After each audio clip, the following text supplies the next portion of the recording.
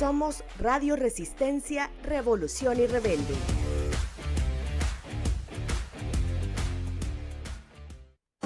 A primera vista, con Francisco Gómez. Los conceptos vertidos en la siguiente entrevista no son responsabilidad ni es la línea editorial del 106.9 FM Radio. La entrevista, el punto de vista de los profesionales en temas de interés nacional e internacional.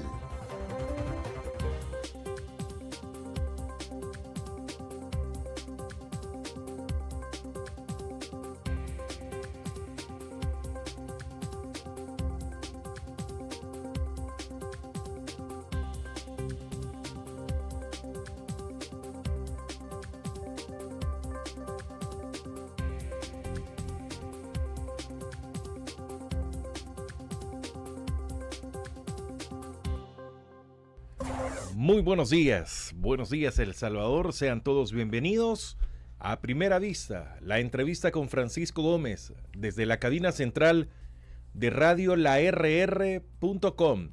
La RR para ustedes es Radio Resistencia, Revolución y Rebelde, transmitiendo desde San Salvador Centro, en el departamento de San Salvador. Sean todos bienvenidos a este espacio de de lunes a viernes a las 7 por la mañana. Así que tenemos un gran gusto de estar con ustedes en esta mañana, en esta emisión que tenemos para compartir con todos ustedes. En A Primera Vista, la entrevista con Francisco Gómez. Fran Durán está en controles. Soy Francisco Gómez. Estamos en redes sociales también, no solo en streaming, sino que en redes sociales como Radio La RR. Así que, o solo la RR, ponga Radio La RR El Salvador por cualquier cosa. Nos puede escuchar en Facebook, en X o Twitter, como usted quiera, YouTube, en TikTok.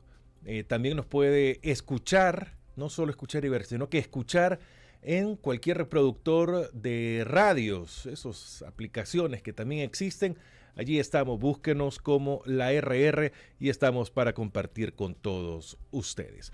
Hoy es jueves 11 de septiembre, ya se fue el primer tercio del mes 9 del 2025, cuando estamos ya en las vísperas de tener el desfile de la independencia patria.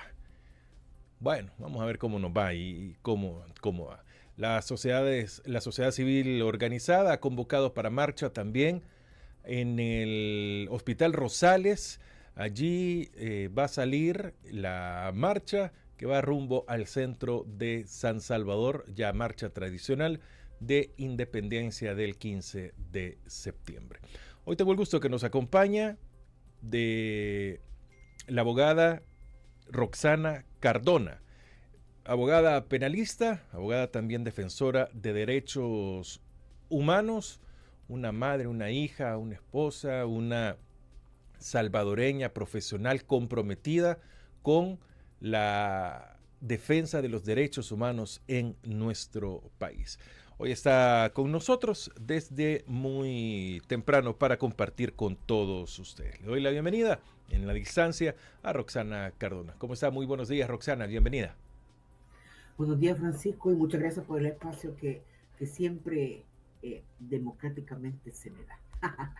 Muchas gracias, Francisco, y saludos desde Chile.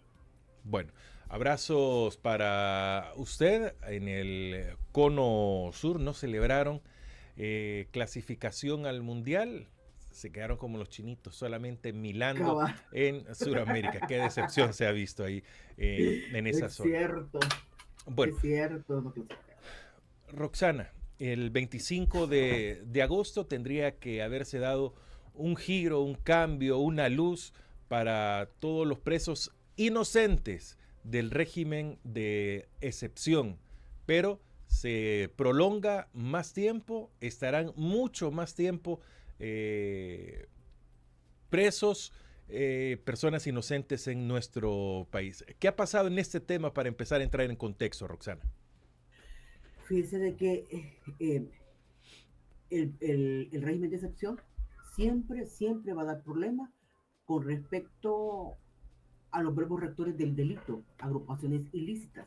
Conlleva, por ejemplo, el verbo rector para poder probarlo, significa en qué delito ellos han participado, el grado de colaboración, cuánto tiempo han estado perteneciendo a la pandilla, y específicamente en qué delito esa persona han colaborado. Esto les iba a dar problema. Y como les iba a dar problema, empiezan ellos a inventar ciertos delitos. Inventar o crear ciertos decretos que conllevaban la aplicación de esas conductas a un decreto formado, no a un delito ya establecido. Empiezan a crear el decreto 803, que es la aplicación de un proceso transicional, donde la fiscalía iba a empezar a agrupar a las personas. ¿Bajo qué argumentos fiscales o legales? No lo sabemos. Lo único que sabemos es que sí se iban a agrupar a las personas, pero de acuerdo por donde estas personas estaban viviendo, utilizando, y sigo insistiendo, en el mapa georreferencial que la Policía Nacional Civil lleva en estos casos. Para eso tuvieron ellos 2 años para poder agrupar a las personas. Yo siempre he mencionado, y él salió en un medio de escrito, que ese decreto lo han hecho al revés, porque tenían que haber investigado primero y luego agruparlos.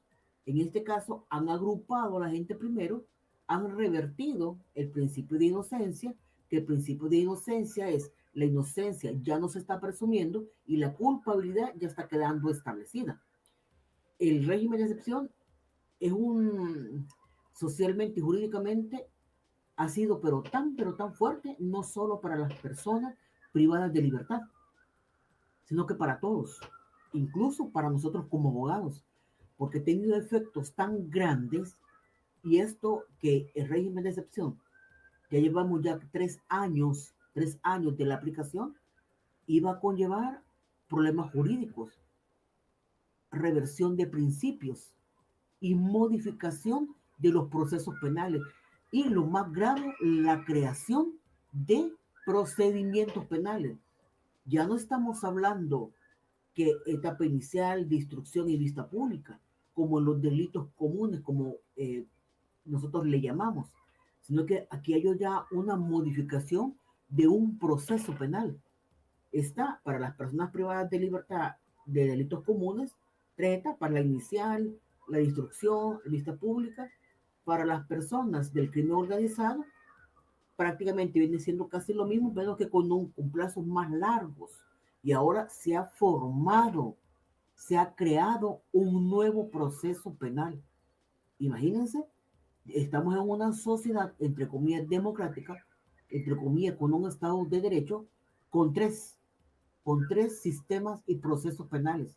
En este caso, etapa inicial, que son 15 días, una etapa que no la vamos a ver, porque prácticamente si leemos bien el decreto 383, se han volado, así como decimos vulgarmente, han obviado, se han volado una audiencia, porque esta solamente va a constar de 4 etapas. Entonces, en base a eso, se ha aumentado, ¿qué se ha aumentado? ¿Se ha aumentado el tiempo o qué se ha aumentado? Se ha aumentado las agrupaciones que conllevaba 2 años y que vencían el 25. Ya el decreto, fíjense que aquí allá había un decreto, el decreto 547 ya decía que era lo que se tenía que hacer. 2 años, en el artículo 17 de la Ley contra el Crimen Organizado ya estaba establecido este tiempo. ¿Qué iba a pasar? La fiscalía podía hacer 2 cosas: o presentar la acusación o bien pedir más investigación, que eran 2 años. Eso ya estaba establecido. Pero siempre había una dificultad, que era que iba a pasar con la audiencia de instrucción, que es donde el juez agarra toda la prueba de ambas partes, que era lo que nosotros hemos trabajado, que es lo que ha trabajado la fiscalía, y el juez decide en base a esa prueba si hay mérito para dar un sobreseimiento, porque falta prueba o no se pudieron vincular con prueba a las personas privadas de libertad, a los inocentes, o bien decía el juez, realmente amerita de que se pase a una vista pública, vamos a revertir a una vista pública. Pero fíjense que en este caso no va a ser eso. En este caso, cuando el juez pasa de un juez a otro, este juez debe, imagínense qué ilógico, debe de volver a decidir si la persona continúa con las medidas de detención provisional o se las cambia. Una estrategia que yo en lo personal llevaba era empezar a trabajar con testigos, estudios sociales, lecturas de tatuajes, lectura de la ficha, cuando se creó la ficha, establecer con el libro de novedades, con todo eso. Yo esperaba, mi estrategia era que cuando llegara este tipo de etapa, el juez dijera, le vamos a cambiar la detención provisional, le vamos a cambiar la medida, porque realmente hay una duda razonable para poder sacar a esta persona y poderla mantener con, con, algún, con algún beneficio. Sin embargo, no ha sido así. Incluso el mismo decreto le da las facultades a la fiscalía para que presente una solicitud y dice el decreto, con esa solicitud de la fiscalía bastará para que el juez decrete la detención provisional. Aquí le está otorgando una función a la fiscalía que le corresponde al juez, a quien le corresponde al juez, a quien le corresponde determinar la libertad es al juez, no al fiscal. Aquí el fiscal lo está solicitando y por mandato legal le está diciendo la misma ley. El juez debe de ratificarlo, no dice cuestionarlo. Imagínense qué tan grave es el régimen de excepción, no solamente para los privados de libertad, sino que para todos nosotros, que ha creado un nuevo proceso. Roxana, tomando en cuenta todo esto que, bueno, este parangón, hoy le pregunto de la forma de la modificación al artículo 803 que se refiere probablemente a las reformas aprobadas en agosto, que afectan al decreto legislativo 803 que regulaba el procesamiento de imputados en el marco del régimen de excepción, a punto de las audiencias únicas que leímos en la madera de un periódico matutino de nuestro país, que son 1.600, 1.800 cerca en una sola audiencia. O sea, ¿quién tiene la capacidad de en una sola audiencia poder procesar a más de 1.000 personas, Roxana? Humanamente, ¿quién puede? Fíjese de que eso lo van a hacer así. No, antes en las audiencias contra el crimen organizado, en donde habían 600, lo más que pasaban eran 300 personas, todos los abogados estábamos en una misma causa, todos estábamos en una misma sala de audiencia. Iba desfilando uno, mire, el Juan Pérez, ahorita quién es el abogado, Roxana Cardona, diga su interrogar al testigo, pero todos estábamos ahí y tardamos a veces un mes o 2 meses. Ahora no va a ser así. Ahora nos van a mandar a llamar. Solamente Juan Pérez está defendiendo a la licenciada Roxana Cardona. La licenciada Roxana tiene un día, solamente yo voy a estar en esa audiencia. Ya no van a estar los otros colegas.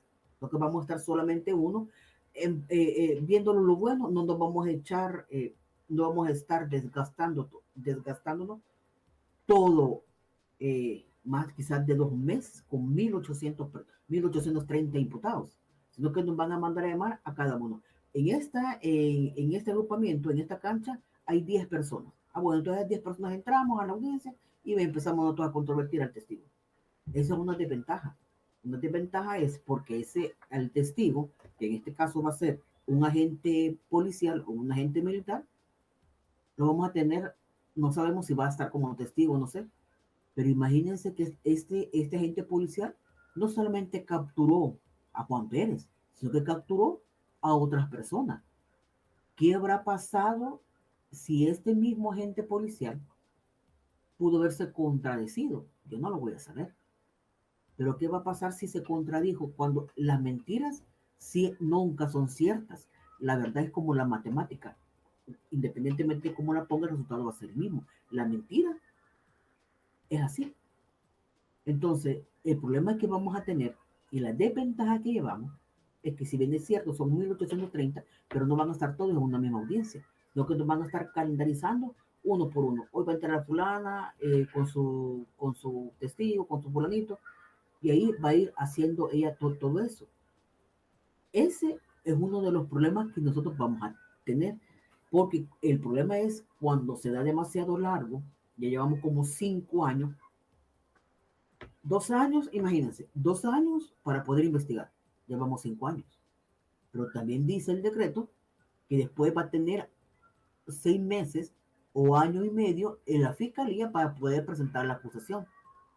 Está hablando de acusación, no está hablando que vamos a tener una audiencia de instrucción, porque una de las cosas que sí hay que decirle a la gente es que este decreto crea un nuevo proceso que tiene 4 etapas. La primera etapa es una etapa de línea de investigación, y esta es para recopilar todos los elementos donde el fiscal va a poder investigar todas aquellas acciones que puedan sustentar la inocencia o la culpabilidad de la persona, en teoría. La segunda etapa es de análisis y de evaluación de los elementos recogidos. El juez va a poder determinar si el resultado de la investigación sustenta la tesis incriminatoria de la fiscalía. El tercero es un juicio propiamente dicho que culmina en la sentencia. Y la cuarta etapa es el control de la sentencia, si vamos a apelar, o el control penitenciario de la pena del imputado. Esas son las 4 etapas que tiene este decreto. En ninguna nosotros estamos viendo una audiencia preliminar. Lo que es solamente a partir de estos 2 años, el juez va a analizar y va a evaluar si los elementos recopilados van a poder determinar si el resultado de la investigación que haga la fiscalía va a sustentar la tesis o la va a debilitar. En ningún momento estamos hablando de otra audiencia preliminar. Ahí el juez va a poder determinar, va a analizar, dice, va a poder analizar si esto se hace o esto pasa o no pasa. Como digo, esto lo han hecho al revés. Esto tenían que haberlo investigado primero para poderlos agrupar. Imagínense en el foro interno del juez. Ya van agrupado a esta gente.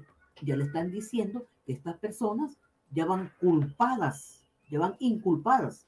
¿Por qué? Bueno, porque como yo ya determiné que Juan Pérez pertenece a tal pandilla, entonces le corresponde a la gente venir y decir que esa cosa no ha sido cierta. Si aquí ya no se está castigando la individualización de las cosas, ahora lo que se está castigando es la pertenencia. ¿Cómo la fiscalía va a poder determinar la pertenencia a la pandilla? Ya no es necesario que la gente haya cometido un delito. Ya no es necesario que exista una víctima y se presente y le diga en una audiencia: yo me siento ofendido por esta persona. Lo que yo sospecho es que hay muchos juicios que no fueron judicializados y que hicieron ciertas y tales pandillas. ¿Qué va a pasar? ¿Qué pasaría? Y estamos ante un escenario presente y futuro que sí puede darse, que todos esos juicios, todos esos procesos, delitos que no pudieron ser judicializados por A o B razón, puede hacer que se los inculpen ahora a estas personas. Por eso, la Asamblea Legislativa creó una nueva reforma de la no prescripción de los delitos. Ante ese escenario estamos. Roxana, pero quisiera entender esto. ¿Dónde queda la Corte Suprema de Justicia? Porque es a la que le cae la mora, la que está con exceso de trabajo. O sea, aquí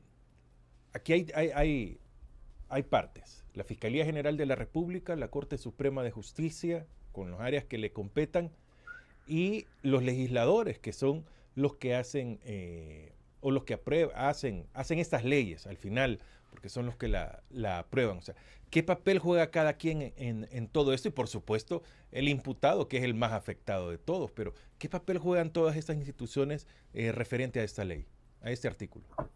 Bueno, empecemos primeramente por quién crea las leyes. Las crea la Asamblea Legislativa. Nosotros, si usted se recuerda, hace un año llegamos con Eneida de Abarca para presentar, ella para interpelar al ministro y yo para poder participar de las reformas penales. Nosotros ya veníamos viendo qué era lo que iba a pasar.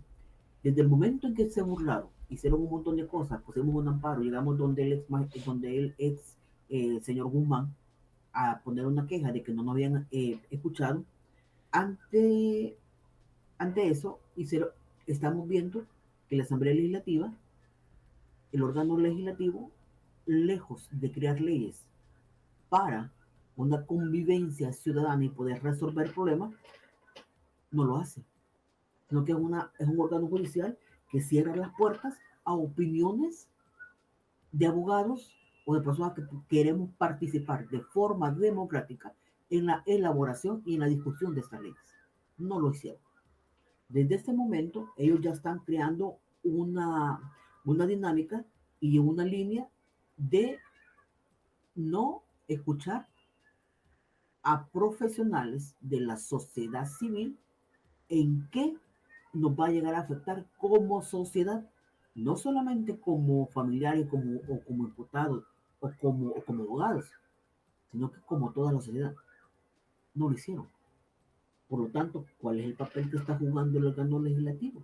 Bueno, es un papel no democrático, no escucha y por lo tanto las leyes que se van a estar creando van a ser en contra de la ciudadanía. Aun cuando ellos digan que van a favorecer quizás al 2% de la población, pero hay una población que va a estar totalmente afectada. El órgano judicial, ¿cuál es el papel que tiene que tener el órgano judicial? Bueno, debe de tener un papel más activo. La misma Constitución les dice que ellos deben de tener cierta independencia. En este caso, ya tenían que haberse pronunciado, ya tenían que haberle mencionado, porque si lo pueden hacer, llegar donde hacer un tipo de memorando, de establecer cuáles van a ser las líneas o mandarle a los jueces desconocer este decreto. Pero fíjense que no lo ha hecho. Lo que ha hecho es darles capacitaciones a partir de este decreto. Es decir, que les están enseñando a sus subalternos, a los jueces, ir a trabajar en la ilegalidad. Entonces, ¿cuál es el papel que tienen estas dos personas, que tienen estos dos órganos? Bueno, es un papel que en un Estado democrático y de derecho deberían de tener un papel más activo, pero no lo estamos viendo. Roxana Cardona, ¿y qué le deviene a los reos? ¿Qué le deviene a estas personas que han sido detenidas injustamente? Lo mínimo que van a estar en la cárcel, y como usted dice, el solo hecho de vivir en la colonia A lo vinculan con la pandilla A, y vivir en la comunidad B lo vinculan con la comunidad B, que eso no es absolutamente ningún delito. No por ser miembro del partido oficialista todos son corruptos también, ¿verdad? No es así. No se etiqueta todo. O sea, aquí es una etiqueta la que se está dando. ¿Cuánto sería el mínimo de tiempo que van a seguir detenidas estas personas y que podrían llegar a ser juzgadas para cuánto tiempo más? Si va a contar este periodo en el que no han tenido un debido proceso, digamos, como 2 días, un día cuenta por 2, todas estas cosas aplican acá. Fíjense que hay un gran desorden. Hay un desorden incluso en las reglas penitenciarias. ¿Cuánto tiempo van a pasar estas personas? Recuérdense que hay una modificación en el artículo. Sí. De la detención provisional se va a contar la mitad, ya no van a ser 2 años, no que se va a contabilizar el tipo de pena. ¿Cuánto tiempo estas personas van a pasar? Es totalmente inseguro. Yo quisiera poner un tiempo, pues quisiera poner, vamos para 5, para 6 años y medio. En esos 6 años y medio es lo que nosotros podemos esperar. Imagínense que la correlación legislativa no cambie en las elecciones del 2027. Vamos a un alargamiento de una detención provisional que se convierte ya en una sentencia porque está purgando más tiempo del que le corresponde. ¿Qué es lo que estas personas pueden llegar a pasar? Ha de ser bien frustrante para personas privadas de libertad, inocentes, no pandilleros, inocentes. Fue por una llamada anónima, que fue porque la vecina le caía mal. Aquella persona que se le creó una ficha policial falsa en el momento, sin tener ningún tipo de vinculación y por llenar algún tipo de cuota, como muchas investigaciones periodísticas se ha dado, están en este momento, están apresados. ¿Qué es lo que les corresponde? Difícilmente soportar y aguantar. Imagínense a la familia. Me decía una señora que había llegado a Panteos que ya no ve la misma cola. Ya no ve la misma cola para las privadas de libertad. En Izalco también me estaban diciendo lo mismo. Ya no es la misma cola, licenciada. ¿Por qué? Porque la gente ya empezó también y es lógico, con una depresión o ya bajar los brazos. para estas personas. Si nunca va a salir y no sabemos ni siquiera si estas personas están vivas o están muertas, o prácticamente, como decía una persona, están desaparecidas de una forma forzada. ¿Qué es lo que les espera a estas personas? Miren, yo tengo una frase: va a salir el que logre sobrevivir, no el que sea realmente inocente, porque estamos ante un sistema que ha sido modificado de una forma tan inquisitiva que la tuvimos en la época de los 80. Este sistema lo tuvimos en la época de los 80 y fue tan imperfecto, fue tan violatorio que se le cambió. Y lo que yo no entiendo es que cómo es posible que, si nosotros venimos de un error, volvamos a cometer ese mismo error. Sabemos que los procesos inquisitivos son totalmente imperfectos. Yo lo vengo diciendo desde hace más de 3 años. Estamos entrando a un proceso inquisitivo que solamente por vía de decreto se están formulando nuevos procesos, porque de acuerdo a los procesos y a los principios procesales penales, esto no va. O sea, no puede existir una detención provisional más allá del tiempo estipulado que la misma ley lo establecía. Pero en este caso que estamos teniendo, sentencias tácitas, alargadas totalmente, que el sistema inquisitivo eso trae, que las detenciones son penas anticipadas. ¿Y qué es lo que va a pasar con todas estas personas? O sea, sabemos que no están en la bonanza, sabemos de que estas personas están padeciendo algún tipo de violación de derechos humanos ante una comunidad internacional que prefiere ver a otro lado y no pronunciarse ante estas violaciones. Roxana, serían prácticamente 5 años los que pueden estar como mínimo presos, pero esta es una condena prácticamente, Roxana. Más tiempo pueden estar, más tiempo. Porque imagínense de que eso solamente con el periodo de investigación estamos hablando de 2 años. Solo para investigarlo son 5. Para presentar acusación, la fiscalía tiene 6 meses, prorrogable por 2 veces más. Una acusación de 1.830 personas, de 600 personas, ¿lo va a poder hacer ellos en 6 meses después de la investigación? No. Vemos que el Ministerio Público utiliza mucho las prórrogas. Entonces, pongámosle el tiempo límite. 5 años, 6 años y medio. Y para señalar a la audiencia cuánto tiempo vamos a tener. No estipulando la inestabilidad de las decisiones del órgano legislativo, que se cambian de tiempos vía decretos.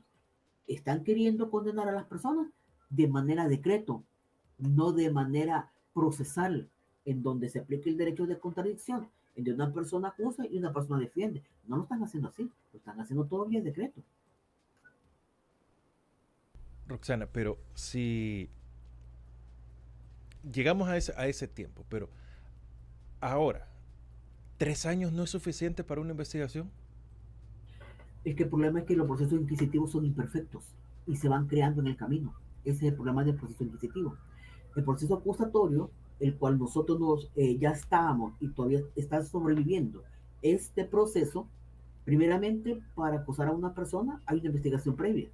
Hay una persona que lo acusa, hay elementos de una previa investigación, hay diligencias previas de investigación, y cuando a la gente se le requiere, por eso se dice requerimiento, cuando se le requiere ante la justicia, le dice: mire, señor Juan Pérez, dice que aquí hay estas pruebas, hay esta persona que lo está acusando, venga y usted defiéndase. Y la detención provisional es la excepción. Y el juez puede determinar la ilegalidad de la detención. Pero en los casos inquisitivos, eso no se da. A la gente la han capturado no porque haya cometido un delito, sino porque parece delincuente. Eso se llama el derecho penal del autor. El derecho inquisitivo lleva nuevos parámetros, lleva nuevos principios, lleva viejas teorías como el derecho penal del autor, en donde la persona la capturan porque es pobre, no porque parece delincuente. No lo han capturado porque esta persona está en una lista. No ha sido así. Entonces, este sistema es imperfecto. ¿Pueden pasar más tiempo? Sí, pueden pasar más tiempo. Y como es tan imperfecto, es un proceso que se va creando en el camino. Por eso, si nos fijamos, van creando decretos para cada vacío, porque ese es el proceso penal inquisitivo.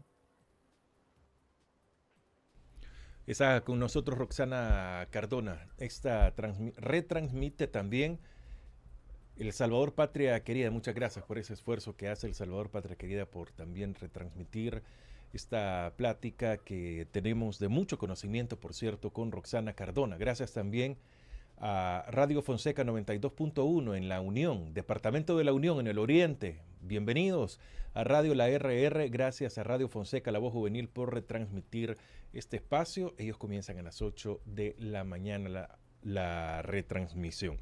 La abogada penalista Roxana Cardona nos acompaña en esta oportunidad. Yo quisiera entender algo, Roxana.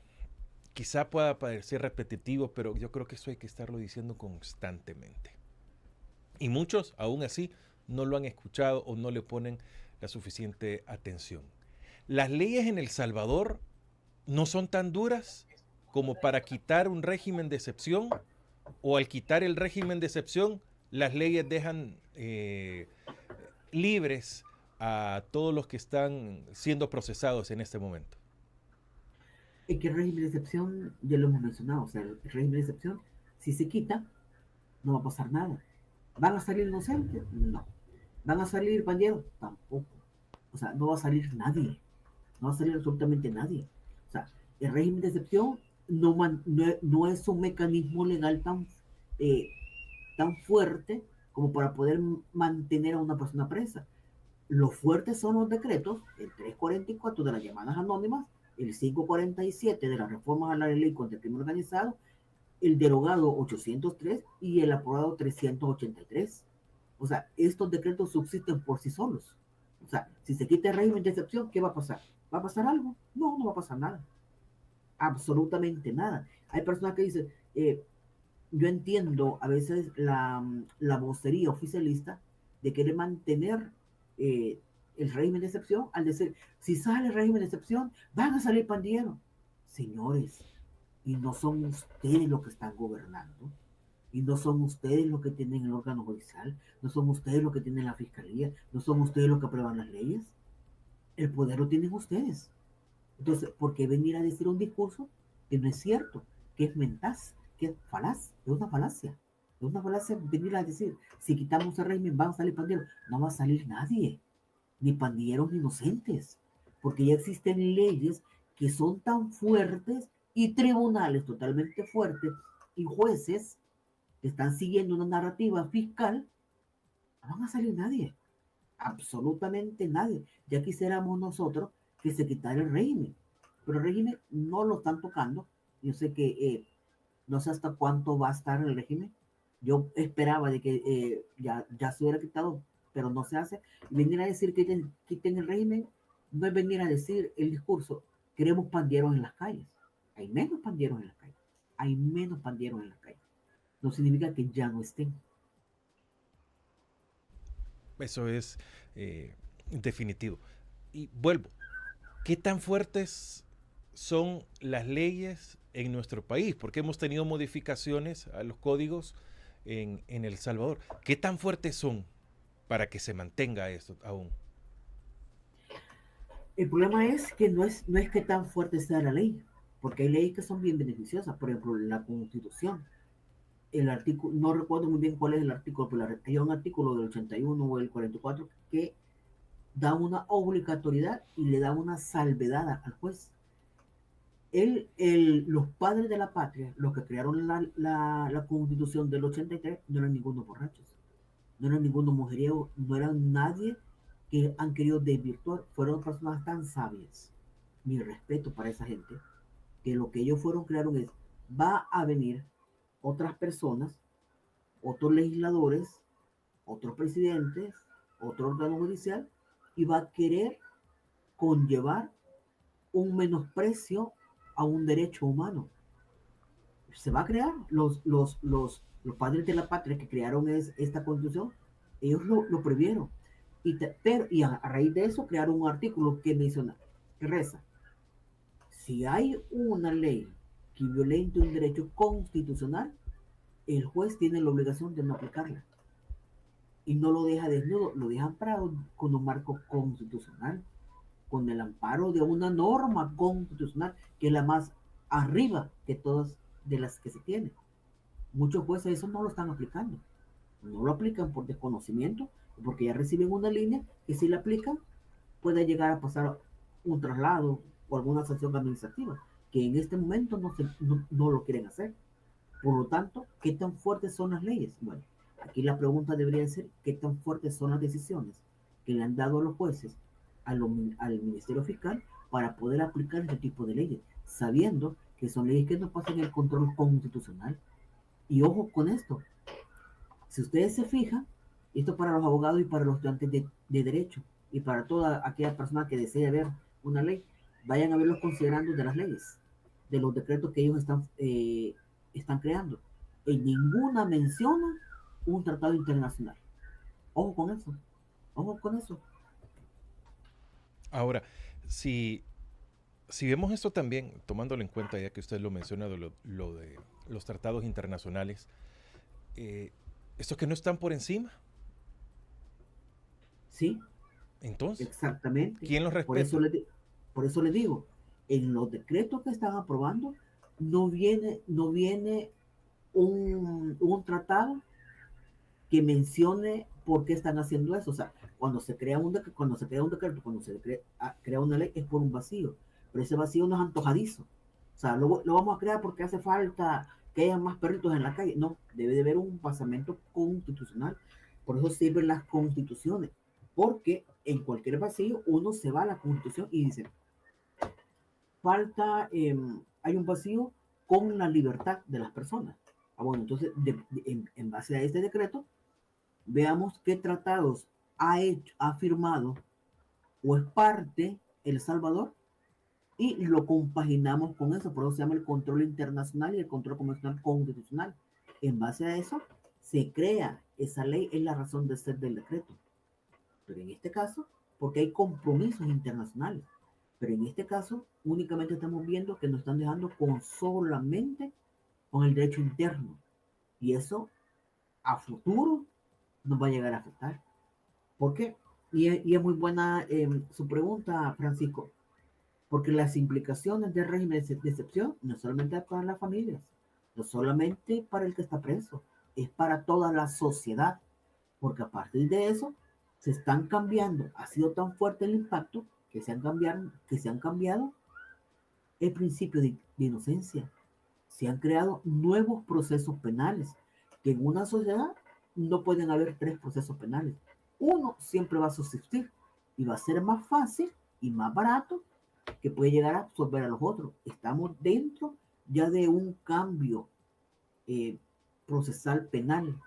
Podemos llegar a tener que no solamente la reversión de la prueba la reversión del principio de inocencia para las personas del régimen, sino que también puede ser para toda la población. Roxana, las 7:38. Ahora, pasemos a un escenario de los mejores escenarios que podríamos tener. Se sigue al fin, en determinado momento, el debido proceso y logran salir alguna cantidad, digamos la mitad de presos inocentes, porque se demuestra de que no han pertenecido y que simplemente fueron parte del margen de error o simplemente por cumplir una cuota. ¿Quién demanda a quién? ¿Tiene la posibilidad alguien que ha perdido, que civilmente lo han asesinado, de que perdió familia, perdió su trabajo, el curso de su vida? ¿Quién va a responder? ¿Quién va a reparar estos daños, Roxana? Nadie. Así de fácil. Nadie. ¿Quién va a responder? Nadie. Ni siquiera una disculpa van a tener de parte de los jueces.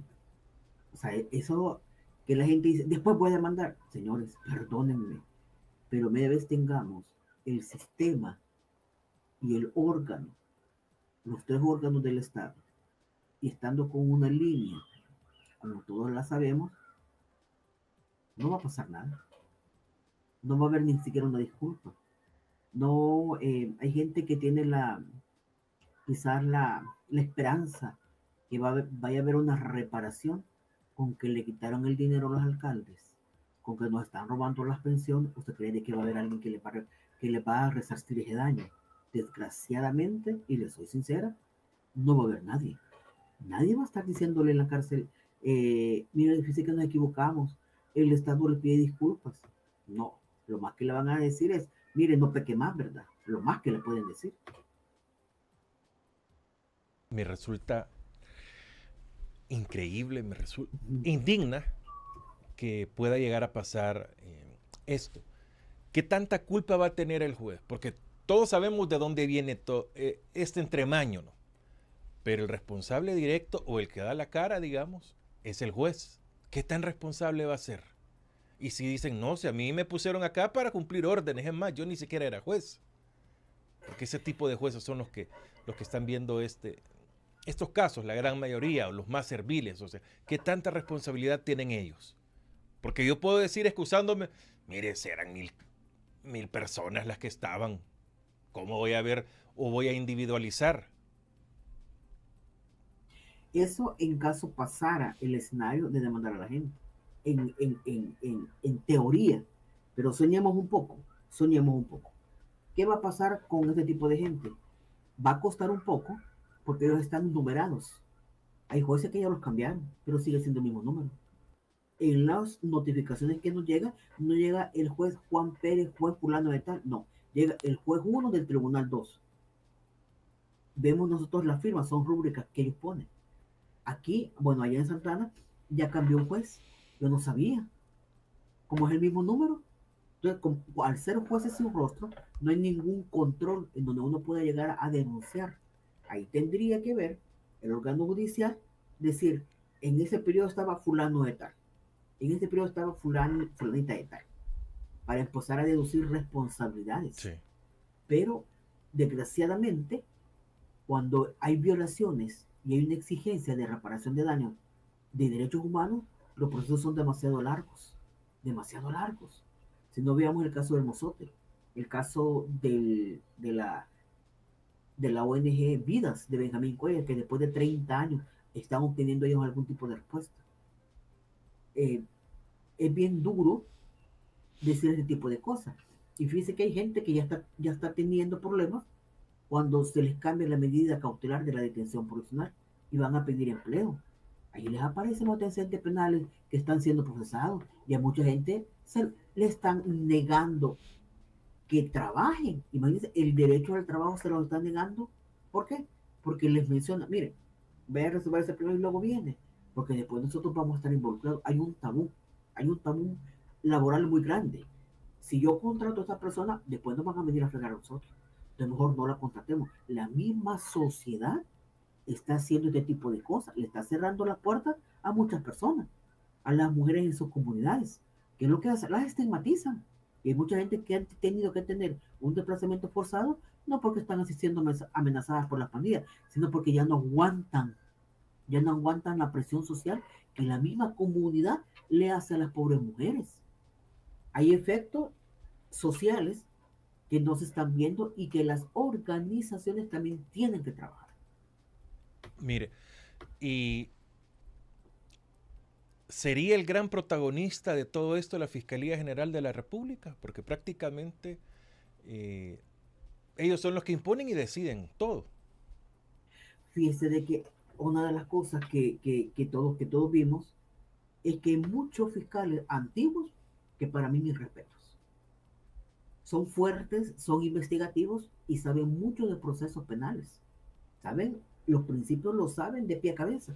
Allá en Santana yo conozco varios y con mucho respeto les digo, hay muchos fiscales muy buenos.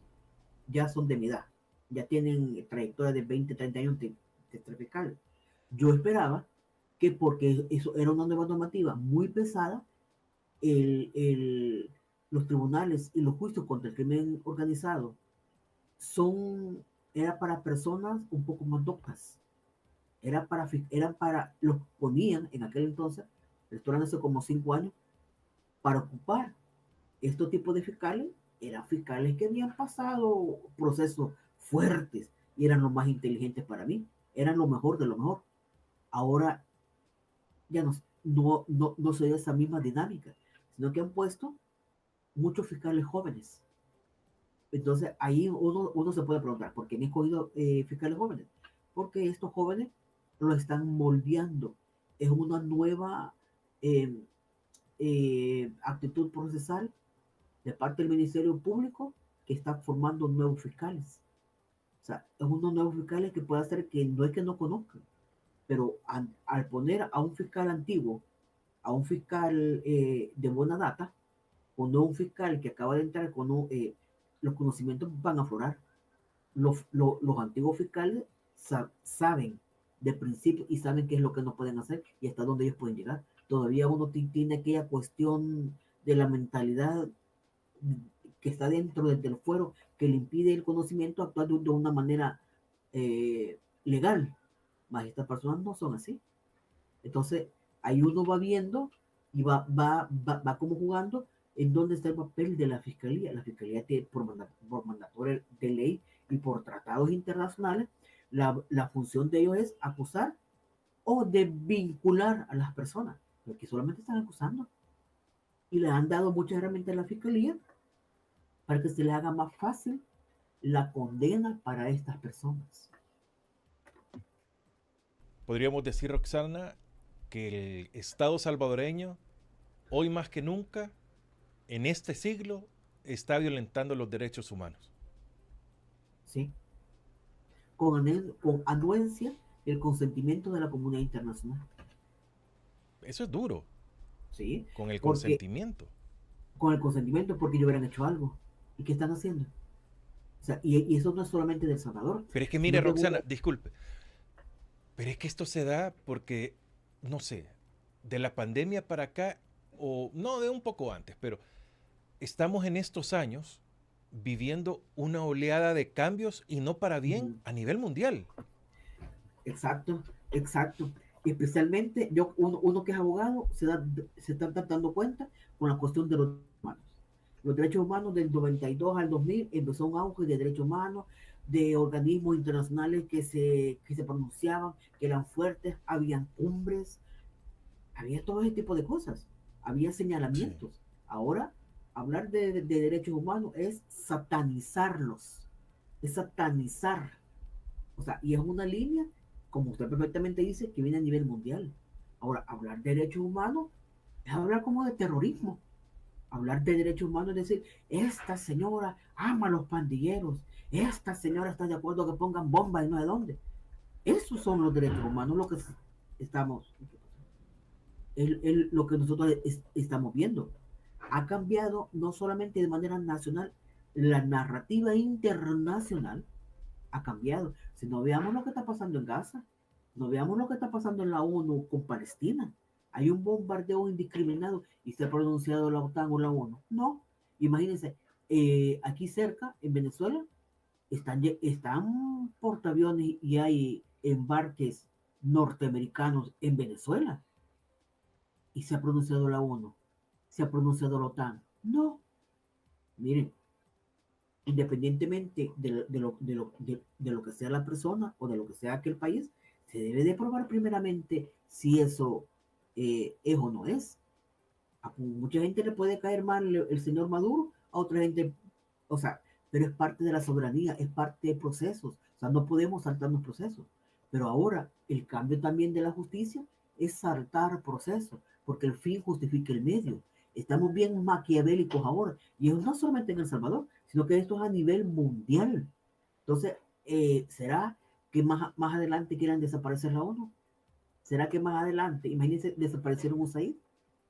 Van a ir desapareciendo internacionalmente muchas organizaciones que velaban por los derechos humanos, porque los derechos humanos es para darle más armas a los mareros, es darle más armas al delincuente, es darle más armas a grupos terroristas internacionales.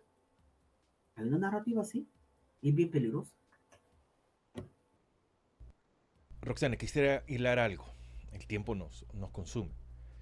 El 31 de julio se hicieron modificaciones a la Constitución de la República con el periodo presidencial, con la homologación en tiempos de alcaldes y diputados con la presidencial, pasar de 5 a 6 años la presidencial, en este periodo en una forma transitoria de 5 a 3 años. A mí me sorprende que sí, le aumentaron un año y ¿a dónde están las voces? No existen o son demasiado pocas.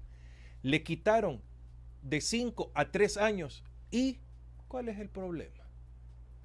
O sea, quitar y poner, eso no es un chiste. Y van a decir, ay, qué buenos, se quitaron 2 años y después le aumentan 1. Aumentan la elección presidencial, 1 año. Vemos cuáles son las trampas que se ponen, se puede reelegir y todo esto. ¿Será que con las modificaciones a los códigos de nuestro país, con esta modificación a la Constitución de la República, después del 2027, después de las elecciones, después de la toma de posesión, será de que veremos aún más cambios? Y esto lo están haciendo para consolidar el poder, probablemente de una forma muy prolongada, Roxana. Es que el poder ya lo tiene. Pero prolongarlo mucho más, asegurarlo, hacerlo más fuerte. El problema es que ya lo aseguraron. A tal puente, y es tan fuerte el poder, y ya lo aseguraron, que la gente no dice nada. La gente se quedó callada. ¿Por qué? Porque la gente ve el voto no como un derecho, sino que lo ven como una forma de castigo. Entonces se afirma, toda la gente dice, espérense a las elecciones, porque no actúan antes, porque no ven el voto como un derecho. La gente no tiene una cultura cívica, la gente no la tiene, y la gente está tan acostumbrada a que estas cosas pasen, que no van a hacer absolutamente nada. O sea, yo hubiera esperado, solo hubieron pocas voces las que nos levantamos y dijimos, mire, está pasando esto, hagamos tal cosa, hagamos demanda de inconstitucionalidad, hagamos tal cosa, para visibilizarnos que las cosas están mal, eduquemos a la gente. La gente no quiere ser educada, desgraciadamente.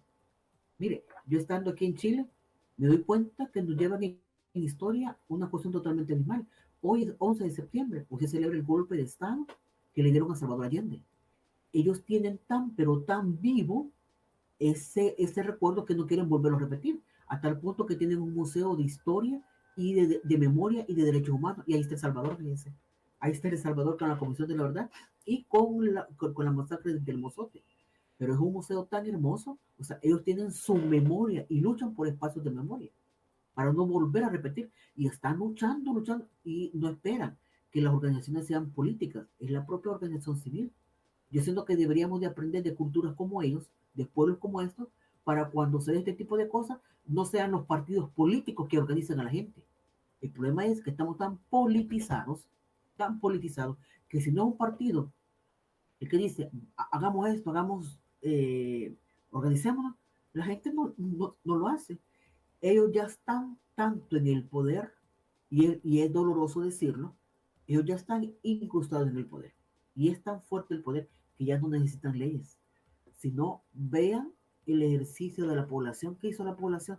Salió a decir, no estamos de acuerdo. No dijo nada, absolutamente nada. Esa noticia pasó sin pena ni gloria. Así de sencillo. Entonces, no necesitan ellos ya ponerse en el poder, con solamente decir, miren, me voy a quedar indefinidamente, después se lo voy a dar yo a mi hermano, después se lo voy a dar a fulano, voy a crear una dinastía. Tienen tanto poder que la gente ya ni siquiera se lo refuta. Y es doloroso decirlo. Esa es la realidad.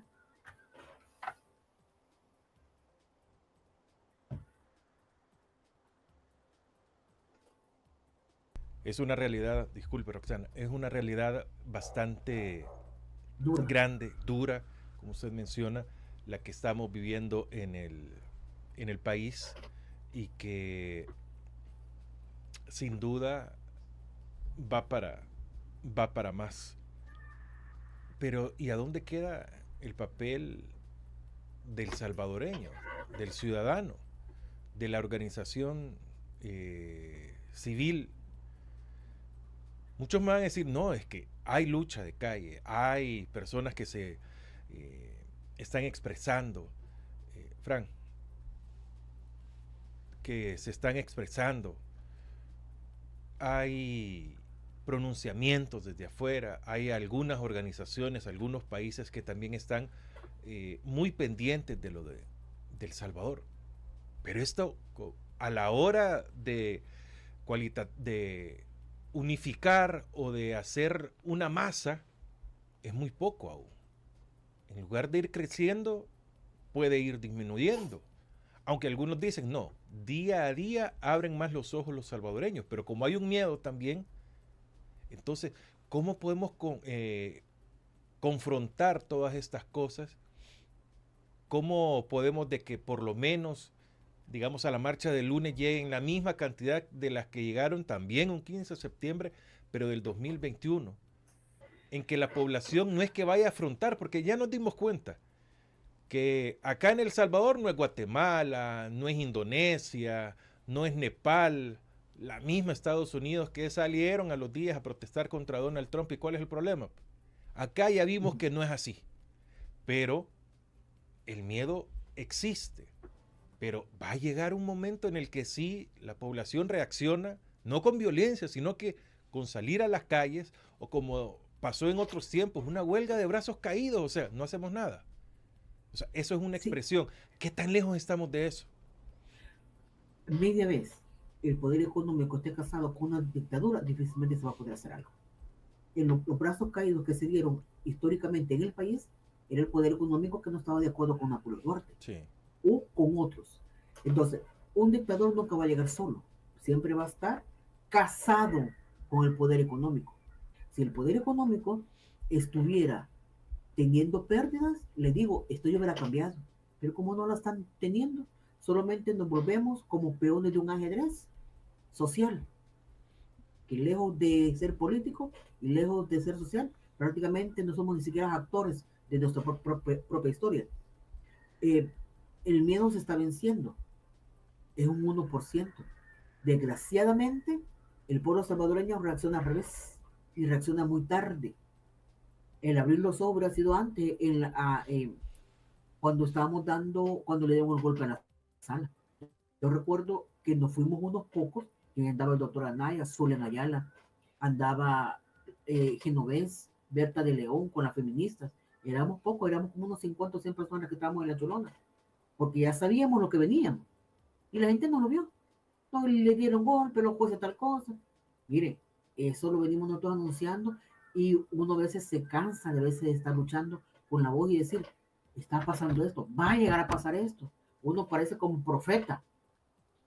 Está pasando esto, van a venir cambios de leyes. ¿Qué es lo que puede ser? Resistamos siempre, ¿verdad? Siempre de una manera pacífica, y las luchas, yo siento que no las tenemos que personalizar. No que mi lucha, por ejemplo, mi lucha es judicial, mi lucha es jurídica, mi lucha es contra los jueces, mi lucha es contra los fiscales. Esa es mi lucha, porque es un ámbito que yo conozco, Y la cuestión de la creación de la ley y todo eso. Depende de cómo sea cada actor. El salvadoreño debe de tomar el papel dentro del ajedrez de la realidad que se está formando en El Salvador. Tampoco veamos al salvadoreño tampoco como tonto, porque no lo es. Es valiente, sí, en su quehacer, que sigue adelante trabajando, aun cuando no hay muchas oportunidades, aún así sí lo es. Roxana, y bueno, usted está en un lugar no muy común de donde los salvadoreños suelen salir en algún momento. ¿Qué se habla? Usted mencionaba ya hace un momento de una celebración que tuvieron en Chile, y se tiene en el museo algo del Salvador y lo recuerdan y lo tienen presente, pero ¿qué tanto se habla del Salvador o del fenómeno Bukele en Chile? Está dividido, porque hay gente que lo adora, hay gente que pide un Bukele, pide un presidente como él aquí en El Salvador, porque se está dando mucho aquí el crimen organizado de inmigrantes, se está dando mucho crimen organizado, se están dando muchos homicidios, y como están en campaña electoral, que en noviembre escogen ellos un nuevo presidente, son 8 candidatos, y les están reclamando, mire, queremos un Bukele, queremos esto, queremos lo otro, pero también hay una población que dice, mire, para hacer eso tenemos que volver nosotros a la época de Pinochet, que prácticamente ya vivimos, y no queremos volverlo. Sí tienen un buen referente, pero también tienen un poco de lucha por su memoria histórica. Sí. Es bastante complicado, bastante duro, bastante difícil lo que estamos viviendo, pero sobre todo la forma en que lo estamos viendo.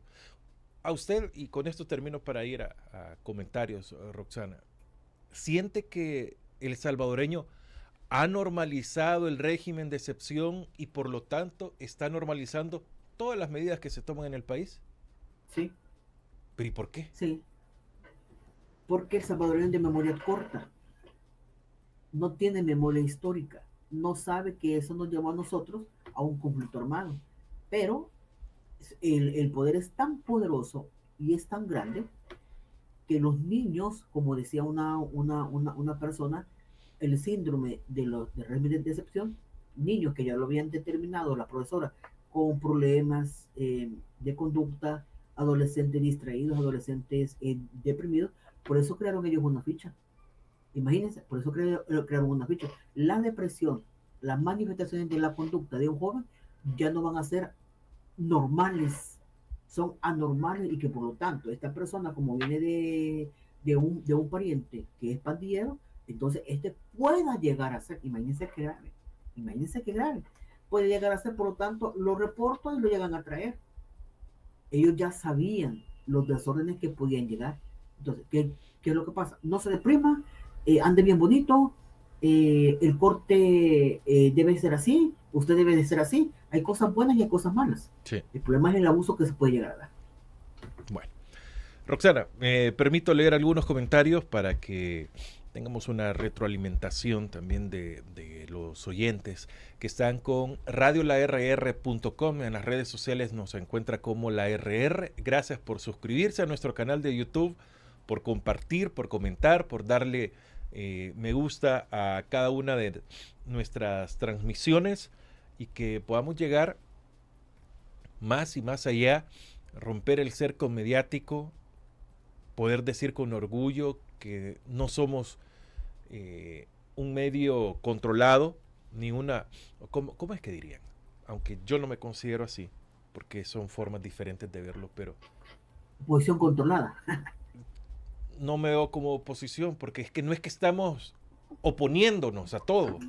No, estamos señalando las medidas que afectan a la población. Exacto. Ese sería el punto. Las medidas que afectan a la población, pero no somos controlados. No nos ponen que al salir de aquí van a capturar o al salir de aquí te van a amenazar.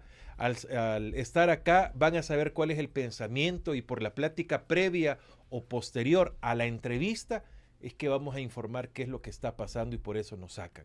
No, creo que tiene una data, no la RR como nombre, sino que el medio histórico de la Mayavisión, la 106.9 y ahora como la RR, hay una data que nos protege y habla por nosotros. En Carlos Ernesto Santos Abarca, que ya sabemos de quién es la cuenta. Saludos, licenciada Roxana. El Salvador, la patria de los desaparecidos. Este 11, 12 y 13 de septiembre honremos la memoria de nuestros desaparecidos. Y hay que sumarse al plantón digital compartiendo nuestras historias. Ayer dieron conferencia de prensa y como ya menciona, desde hoy comienza este plantón digital donde se están compartiendo estas historias que nosotros como la RR nos estamos uniendo y admiramos el trabajo de ustedes, madres buscadoras en nuestro país. Néstor Freddy Montano, buenos días, saludos para todos. También nos pueden escribir a nuestro número de WhatsApp 7616-8383, reitero, 7616-8383. González Ventura, ¿será posible derogar la derogatoria del artículo 29 de las garantías de libertad de expresión y libertad de pensamiento, que es lo principal, por lo cual no quitan el régimen, modificar este artículo 29 si no quieren quitar el régimen? Que nos dejen fuera de este artículo los derechos antes mencionados. ¿Será posible? No creo que les convenga porque su narrativa es completamente diferente o en pro de, y estamos bastante alejados. Bueno, Nos están llegando comentarios. No van a disculpar, pero acá hay muchos mensajes y hay que filtrar. Tenemos más. Bueno, leo algunos. Qué cosas se me están escapando la mayoría de comentarios, pero leo estos. Sandra Rivas, buenos días a todos los pensantes. Sedju, al dictador le tocaría pagar los daños causados a la gente y de su propio bolsillo. Muchas veces ni siquiera es con dinero no se puede reparar mucho. En muchos momentos el reconocimiento basta y sobra. Por eso cuando hay demandas muchos dicen, no, si no me interesa el dinero, lo que necesito es que reconozcan todo lo que nos ha pasado y que podamos ser visibilizados. Bueno, Sandra Rivas, saludos estimada, le dice Georgina. Ramón Serrano, y saber que entre los secuestrados de las mazmorras hay 70 reos políticos y miles de inocentes políticos. Los pandilleros nunca deben salir, pero los inocentes deberían de sacarlos ya. Libertad para Ruth López, libertad para todos los presos políticos. Adán Nazo, el régimen es solo un señuelo para un proyecto muy, pero muy oscuro. Rosgoal Santos, personas inocentes capturadas arbitrariamente por llamadas anónimas por cumplir cuotas. Esaú Murgas, las mafias de Bukele, el negocio de ellos es la libertad del pobre. Ramón Serrano, a la dictadura le pasará lo que le pasó recientemente a los corruptos en Nepal. Mi hijo tiene casi 7 meses de estar con medidas sustitutivas y ha buscado empleo formal y no lo contratan por aparecer en la solvencia policial y el proceso legal. No tiene antecedentes penales. Las mafias de Bukele tienen cola que les piquen. Por eso mantienen al pueblo sometido. Ejemplo de uno de las mafias es el ministro. Bukele, expropiador y asesino. Francisco, qué buena entrevista. ¿Por qué lo miran tan pocas personas? Vaya. No, sí, siento que hay bastantes personas que nos están viendo. Si sumamos todas las redes y también los que están en el streaming. Bukele 2027, nos dice Werner. Nepal nos está dando un gran ejemplo. ¿Cuántos en estado esquelético? Unas 444 muertes por orden del dictador Bukele. Le contestan a Luis Carrillo porque hay pocas personas. La gente tiene miedo a dar un like, mucho menos comentar, estimado. Todos somos Nepal. Erwin Ramírez.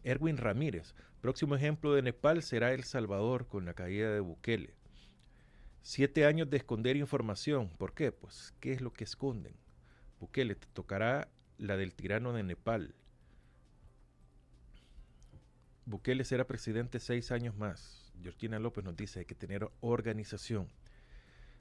Rivas, sería bueno tomar la justicia por nuestras propias manos, ya que estos corruptos no lo hacen ni lo harán, fuera Bukele. Viva Bukele por vida en la cárcel de Rikers en Nueva York, a la par del Kruk. Todo lo que pasa en El Salvador son los 10 pasos del Foro de Sao Paulo, cumpliéndolo por venezolanos. El pueblo es cobarde. Libertad hasta siempre. ¿Cómo les duele que se hace lo bueno? Los planes de todo El Salvador son experiencias venezolanas por el gabinete de Bukele. Falta más hambre para que actúe el pueblo. Pero hambre ya tenemos, bastante. La NEP está muy feliz con su pelele. Es parte de por qué no... Un comentario en la parte donde hablamos, Roxana, de todo este tiempo que, como usted mencionaba, no dice nada la oligarquía en este país. Cada uno debemos ser líder. Bukele dictador. En El Salvador, solo los pobres morirán de hambre. Los alias de Bukele en troles, algo así. Las mafias de la dictadura venezolana son los mismos en El Salvador. El hambre será el detonador contra la dictadura del déspota. La panza vacía no tiene colores ni partidos políticos. Fuera Bukele y las ratas de la asamblea. Sedhu, el que es menor de 40 años no recuerda todo lo que se pasó.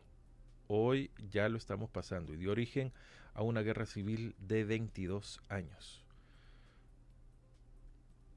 Mejor presidente para desfalcar las arcas de la nación, más deuda y más pobre.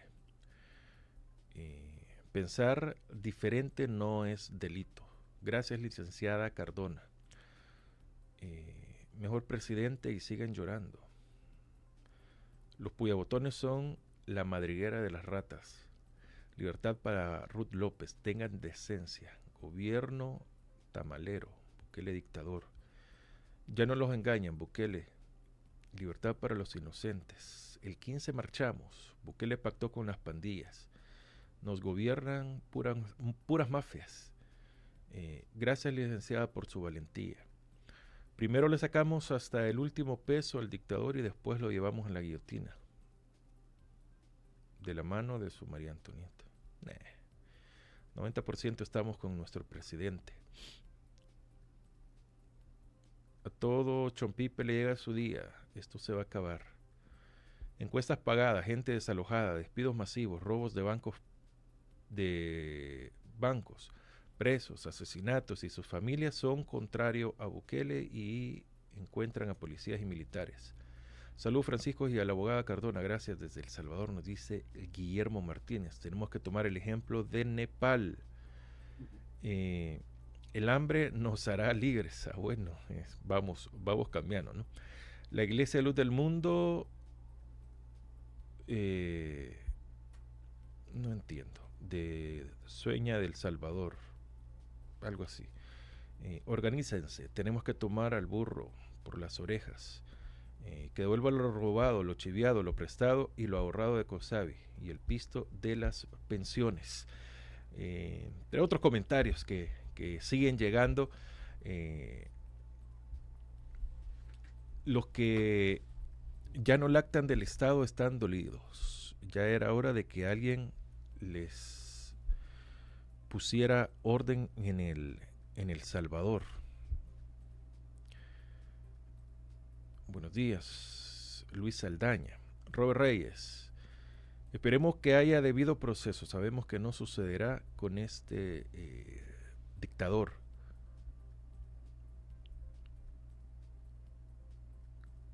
¿Cuál es el contexto? Jesús Arevalo, buenos días, saludos, gracias Chus por estar acá con nosotros y que continúen llegando ahí los mensajes. La Iglesia de Luz del Mundo son los dueños del Salvador. Bueno, den cuenta de lo robado. Guapísima y encantadora la licenciada Roxana, saludos. Antonio López. Bueno, entre otros comentarios que nos llegan a radiolarr.com. Comentarios sobre los comentarios, Roxana. Bueno, muchas gracias por estarnos viendo. Y uno en este mundo tiene que tomar postura. Si usted está de acuerdo con el presidente, bueno, es muy bueno. Pero también hay que respetar a las personas que están viendo otro tipo de cosas dentro del país. La organización es buena, siempre de una manera pacífica, no insultando. Porque muchas veces se cae en el pasionismo, están insultando a la gente. Y yo siento que eso le quita lo bueno de una crítica, y le baja el valor a una crítica. Así que cuidemos ese tipo de cosas. Y le agradezco por haber visto la RR. Yo le he compartido con la gente de aquí también. Y así que muchas gracias, Francisco, por darme siempre este espacio. Y honestamente le agradezco a Francisco que siga luchando con la RR. Bueno, Roxana, abrazo en la distancia. Muchas gracias por acompañarnos. Gracias a Sedhu también por mandarnos el mensaje. Dice, viva la RR, junto a un super chat. Así que muchas gracias, Sedhu, nuestro abrazo y nuestro agradecimiento a usted. Roxana, abrazos en la distancia nuevamente y nos vemos pronto. Gracias por continuar Muy con nosotros. pronto, ahí nos vamos a echar el chuco. Ah, fabuloso. Con mucho gusto. En noviembre. Vale, perfecto. Ahí noviembre. Sí, hombre, tenemos mucho que hacer. Y no los panes con pollo, ya en diciembre. Las ¿Cómo así? pupusas hacen falta. Sí, una pupusita deliciosa. ¿Y usted de qué team es? ¿Revuelta, frijol con queso, de queso? Revueltas. Revuelta. Somos del Y de- mismo equipo. Cabal. De maíz, ¿verdad? De maíz. Pues sí, Cabal. completamente. Yo pago la próxima cuenta. Muchas gracias, Roxana. Abrazos. Cuídense. Bueno, a ustedes también muchas gracias por habernos acompañado. Mañana estará con nosotros acompañándonos Roberto Dubón en el análisis de la semana y estará desde la cabina Roberto Dubón acompañándonos en este espacio de A Primera Vista, la entrevista con Francisco Gómez. Gracias a todos ustedes porque nos acompañan. Este esfuerzo cada día es más personal, con mucho esfuerzo. Seguimos transmitiendo 24 horas, teniendo contenido para todos ustedes con medios aliados. Este espacio de A Primera Vista, la entrevista con Francisco Gómez todos los días de lunes a viernes a las 7. Acá somos parte del ideal de Chafik Handal. No nos escondemos, nunca lo hemos ocultado. Por eso cada invitado que viene tiene a Chafik frente, una fotografía de él donde dice: compañero Chafik, por ti la lucha continúa. De ahí venimos, de la Mayavisión, desde 1993, luego la 106.9 en el 2020 y todos los procesos que han venido cambiando acá. Estamos haciendo resistencia, estamos haciendo la revolución, estamos haciendo mucho esfuerzo cuando las puertas se cierran más y más y más. ¿Qué le pido a ustedes? Que siempre nos miren, que nos recomienden, que nos compartan, que le den me gusta, que se suscriban a nuestro canal de YouTube, que le den me gusta o seguir a nuestra fanpage en Facebook, que es nueva. Al finalizar la entrevista, váyase a Facebook, solo a eso. Busque Radio La RR y dele me gusta o seguir a nuestra fanpage. Comente siempre, dele me gusta en TikTok, en Instagram, en Twitter o X, en Facebook, en YouTube. Comente, exprésenos desde dónde nos escribe, porque eso nos llena de satisfacción, porque al final es lo único que nos está quedando, satisfacción. Ya el esfuerzo cansa bastante, pero acá seguimos, agarrando fuerzas ya de donde pocas quedan, pero vamos a seguir. El lunes vamos a tener una transmisión especial del 15 de septiembre con la marcha que se va a desarrollar, así que esté pendiente de esta señal de la RR. Gracias a todos por habernos acompañado. Mañana estará Roberto Dubón desde la cabina. Fran Durán está en controles. Soy Francisco Gómez. Continúen con Radio bueno, hoy tenemos cadena nacional, no lo olviden. Y véala en nuestro medio. Somos radiolarr.com. Siempre tu radio.